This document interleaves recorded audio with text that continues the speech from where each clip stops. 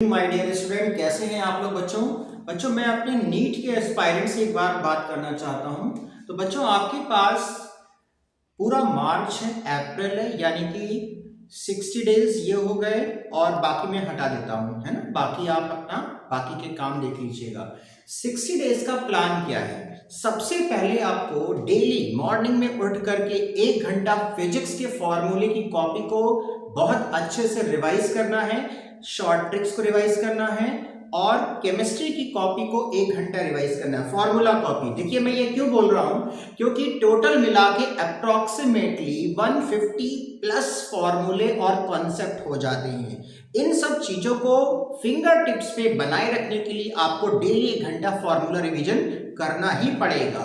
और बहुत सारे ट्रिक्स होती हैं केमिस्ट्री प्लस फिजिक्स में कि अगर आपने फॉर्मूला कॉपी में उसके बना रखा है तो आपके लिए क्वेश्चन इजी हो जाता है। इसके अलावा दूसरी ट्रिक, कैलकुलेशन को कैसे फास्ट करना है। आपको 20 तक की टेबल्स याद होनी चाहिए, 1 to 20 तक की टेबल्स रटी हो और 20 तक के अंडर रूट आपको याद होने चाहिए। 20 तक के अंडर रूट आपको याद होने चाहिए। और एक बार फ्रैक्शनल की वैल्यू 1/2 की वैल्यू याद होनी चाहिए, 1/3 की, 1/4 की, 1/5 की, 1/6, 1/7, 1/8, 1/9 एंड 1/10। लॉग की सारी वैल्यूज याद होनी चाहिए, log 2, log 3, log 5, log 7, log 9।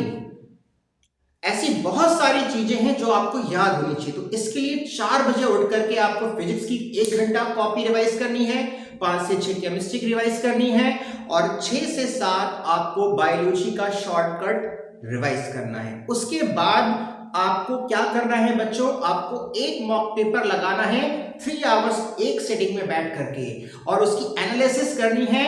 कितने क्वेश्चन आपने अटेम्प्ट किए हैं, कितने क्वेश्चन आपके सही हुए हैं, कितने अनअटेम्प्टेड हैं और उसकी प्रॉपर माइक्रो एनालिसिस। ये सीक्वेंस अगर आपने 60 डेज तक फॉलो किया, डेफिनेटली आपके 700 के आसपास मार्क्स आएंगे। तो मेरी सारी बातों को, ट्रिक्स को फॉलो करिएगा और कल से ही इस पे इंप्लीमेंटेशन स्टार्ट हो जाएगी। तो बच्चों, बेस्ट ऑफ लक।